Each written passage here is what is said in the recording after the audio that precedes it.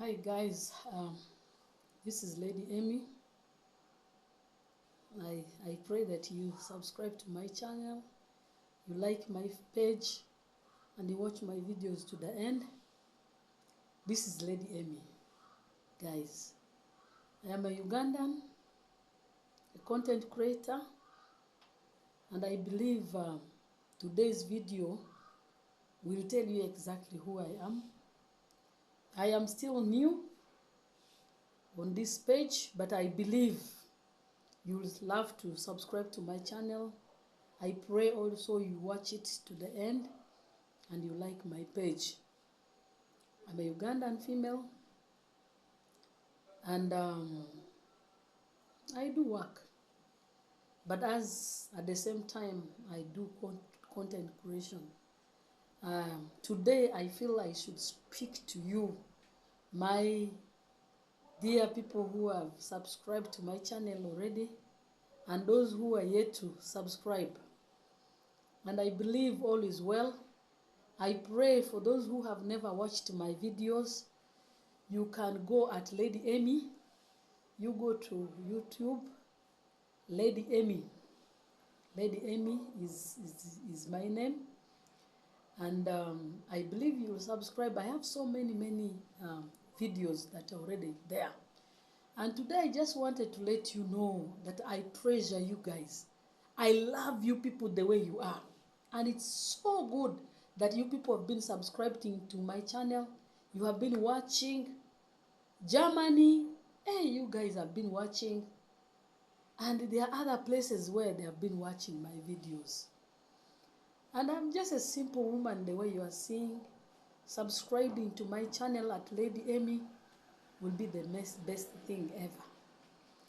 And I'm Lady Amy, but I am known of Emily. That is actually my name. And I believe all is well, all is happy. And today seems to be one of the good days. And it's morning. I'm trying to shoot this in the morning hours, but I believe all is well. And I just wanted to say thank you for subscribing to my channel. I am just an ordinary woman the way you are seeing. By subscribing to my channel, you would have done me well. By watching my videos, you would have done me well. And at the same time, by liking it and sharing it to other people. I come from the northern part of the country, Uganda. I come from West Nile, and I am within the city. That is the capital city of Uganda. I work within the city, and there are moments when I go and get for you videos from villages, and there are also places where I go. Sometimes I go to the lake, and so on. Those who have not watched my videos, please go back. You will see my videos where my home is from, that humble home where I am coming from, that humble beginning. You see, that is what I feel you should know about me. That I have a simple background where I am coming from. And because of what God has placed in me, I've been blessed to be working in the city. I still have a mother who is living. My mom is old. She's now like 80 years, a little bit old, because most of her time she spent doing hard work. You know, in our village, women work hard. They are the ones who provide also for the family. And my dad is still living. And my mom specifically has done a lot in our lives. When we were growing up, I saw her dig a lot in the gardens. And when the little time we used to have with her, because our dad took us all up to stay in Arua town, and that is where we grew up from. And the little time we could spend with our poor mother in the village, she would give us small hoes, these little hoes. She will be on the other side. She will tell us, now let us dig. You dig, let us dig from here, let's go that direction. And for us, she will have the biggest hoe. For us, we'll be having the small ones. Sometimes in the morning, She takes us to dig in the fresh land where we used to go and dig virgin land. We dig. Then in the evening hours, she also tells us now after taking lunch. Of course, when you're digging in the morning hours, you go, so you leave one of the girls at home to prepare breakfast and lunch. Then when breakfast is ready, that person brings it to us in the garden where we are digging. Then when it clocks around 11, you go back home. You go, you relax. That's when you find us who play. We now start playing the indoor games, the umweso. In our local language, we call it soro. And we also play cards. We play draft. We play Ludo. Our compound is also a little bit big with a mango tree where many people come and relax. As the girl at home we left to cook is preparing for lunch. Then as we play, lunch comes, boom, at around 1 or to 2. Between 1 to 2, lunch is always ready, and you know my family is big. And now us who are coming from the town would not know. In the town we eat using plates, but in this village is where eating is communally. Everything is done communally. So you'll find that for men, they will prepare a lot of food, and that is cassava flour, sometimes mixed with millet flour, sometimes mixed with sorghum. They prepare a lot of it in a very big saucepan. Then they get these senias, we call them senias. We put this size is for men, this size is for women, this other size is for children. Then they put them at different angles. Then men go and they sit around. There is communal eating. Men sit around, and women also sit around, and also the small children sit around. But you know, the worst thing is that we who are from town, we used to feel that, you know, we are of a different culture, we are of a different, you know, class. But in most cases, the children in the village used to overpower us in eating. They used to overpower us in eating. And as they eat, you see, there is mucus that is coming here. They'll be doing like this. Then they go and dip down again their hand in the same plate and in the same container, which is for the sauce to eat. And we used to watch them, and it was like a game. We will watch them eat, and for them, you know what? That is how their culture is. That is how they are. If you don't eat, it is your problem. Whether with the mucus on the nose and so on, it doesn't care. For them, even first of all, they don't wash their hands clean. You know, children. So we used to feel irritated. We'll leave food. When you see somebody's mucus is here, and in most cases, because children, they like wasting sauce. So what our people used to do is they make sure that the sauce is so hot. Then they put it in a saucer, then they bring. And the food is hot, you put there. And you see children who are in the village, they don't even feel the heat. They are getting, and with the mucus there, they do like this. And they are putting their hand. For us, we used to feel bad that why is our mother making us to eat together with these children? These children are very dirty. These children are dirty. But my mom will say, no way. This is our village. You need to know the life that takes place in our village. It's not good for you to eat in a plate every time. You will not know how to share things. For us, we are people who grew up in this environment. And this environment tells us that we must live in community. And one thing I realized with the region where I'm coming from is there is community. You see, people love to do things communally. When it is time to plant, to digging season, maybe like clearing the land, women and the men, they used to form their groups. Today, if they are digging at my house, in my garden, Tomorrow, all of them will go to another person's garden. Another day to another person's garden. So that when it comes to the period when they are trying to harrow, we have a lot of couch grass. And that couch grass, before you have to remove it. So there is harrowing that it has to take place. And the women usually used to do it together. And they will all do everything, work together. Now, if it comes to the time of planting season, all of them, they plant together. And when it comes to weeding, first weeding, they do together. The second weeding, they do together. Even when at the time of trying to harvest, they do harvesting together. You know, for us now, we used to just like the harvesting season, especially when it is groundnuts and when it is millet, because now millet, you will first harvest and keep for the owner. When it is evening, when almost everyone is done, is now when you have to now harvest for yourself in your basin to go home with. And that is what we used to like most. Even another thing was like when you are harvesting groundnut, it used to be nice. Today you will be harvesting at my house, then tomorrow you go to another person's house, like that.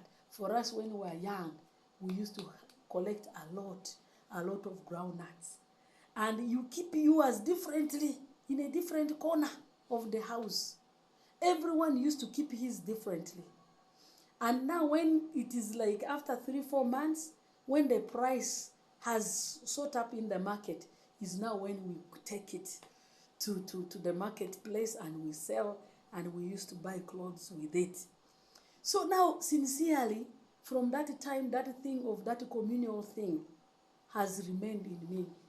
That is why my family is a family that has so many big people. It is always a family of so large number of people living together. And even up to today, we do our things communally. Even in our village, when somebody dies, everyone comes together. This one brings a goat, this one brings money, this one says, me, I'm giving cassava flour, maybe a flour of 1 bag. Another one says, I have chicken here. The other one says, I have this goat, I have sheep, I have this. So that is exactly how we grew up from. And when you look at my life, because also my grandparents were people who were open. Their homes were open to so many people. I think my grandfather, for my mom is dad. That man used to be an anointed man of God. He loved God. He loved to serve God. He was a mighty preacher. His home was open. And we used to, every Christmas, we used to go to his house. And all the grandchildren, we would converge at his home. And he would kill for us 1 cow. That is one thing I will always remember my grandparents of. And that is a heart of generosity. That is something I have never seen today. These days people are all by themselves.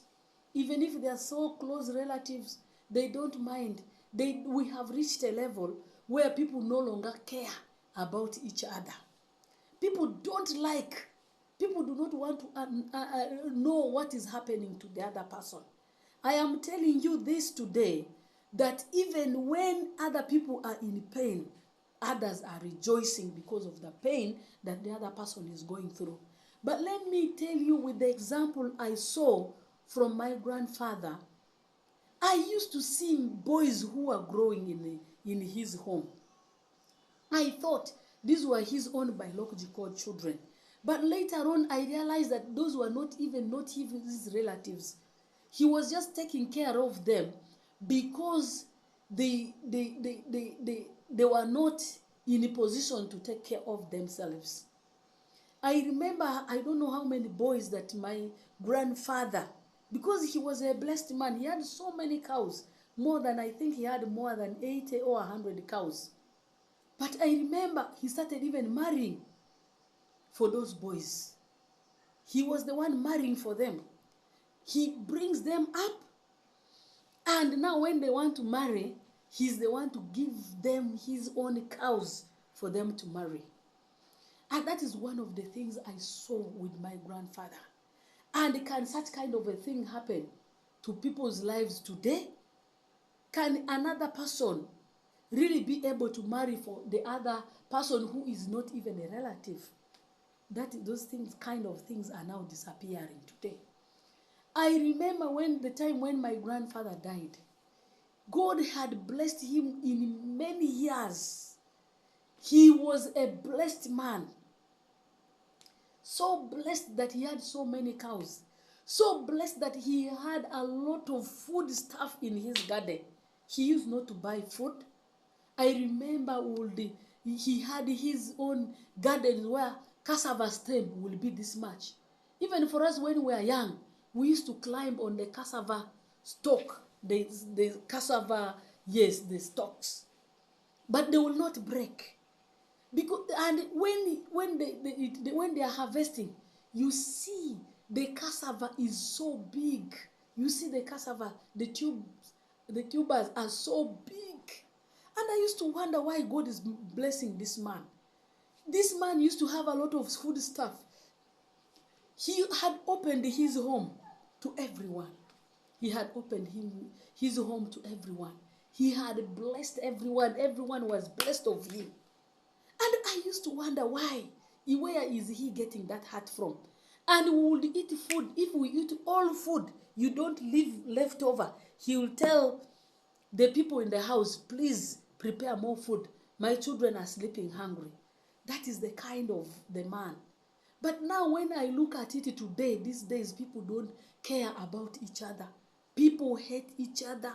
I do not know the reason why. And that man died a blessed man. And the time when that man died, you people, let me tell you, even we as the family members and as the grandchildren, we were not the ones who brought a lot of things at his burial. People whom he took care, which even some of us did not know. People started bringing in testimonies. People started saying, this man was a very good man. He's the one who brought me up. That's why I brought a cow here. This man is the one who married for me when I was already, I didn't know what to do. He gave me 5 cows and I married. You see, now one thing with us Lubaras is that we consider cows. When it comes to marriage, people always tend to see cows as the most important thing. So the more cows you fetch, the more value is attached to you. So that is what is happening. Until up to today, I think these days even people can marry with 2 cows. But those days, 10, 15, 16, plus so many goats, like 15, 20 goats, with a lot of chicken, a lot of things, a lot of money being paid. And as a result, such kind of girls, they used to, when they are married properly at home, in their marriage, they are respected. But I've not come to talk about this. But what I want to talk about is that where is that heart? That heart of, like, for my grandfather. Even now when I look at the children, and when I look at his children's children, we are all divided. We are not taking care of each other. Yet this man used to take care of us all. Today, you, as I pray that you subscribe to my channel as I tell you a history, a background about my life. About my life. And where I come from, that is the kind of background I come from. A background where people are generous. A background where a home used to be more than 20 people, 18, 15 people, and they will be very comfortable, at peace. There is no quarreling. There is no abusing each other. Everyone is at peace with each other. That is the kind of family, the background I came from. And I saw people growing, so many people growing. My cousins, my aunties, my what, they were brought up by my mother. I saw that kind of thing. And up to today, when I look at my 80-year-old mother, and I look at the people she brought up, I even don't know where they are today. I don't know. As I speak now, my mother is with me. She's sickly. Yeah. Even now she has another leg. She's not using the third leg, a stick. But one thing is, I'm proud of her for making me know who God is. He brought us all in knowing God, because my grandfather was a man of God. And one thing I want to thank God of is that it has been so good. It has been good with us. Even I think that thing of having a big family has followed all of us, including the grandchildren. Some of us, like me in the city, I live with so many people in my house, and I want to thank God for that. And I feel at peace when I'm with people, and I think that is the same thing you should do as well. And a question that I am raising is now, are you still mindful of other people or not? Because for me, when I look at my background, that is how I was brought up, to live amongst people, live with the people. When I have something we need to share together, are you like them? Are you one of them? And as you subscribe to my channel and you like my page, I pray that you also like it too. I want to thank God for you and for me today as you subscribe to my channel at Lady Amy. And I pray that you subscribe to my channel. And I believe I am going to bring another version also, another video about who I am and where I come from. And at this time, I want to thank you because I know you're going to subscribe to my channel at Lady Amy. And I always do videos of environments and traveling and so on. I believe you are going to subscribe to my channel. You like my page at Lady Amy, and you watch my videos to the end. I love you all. Thank you for subscribing. May God bless you.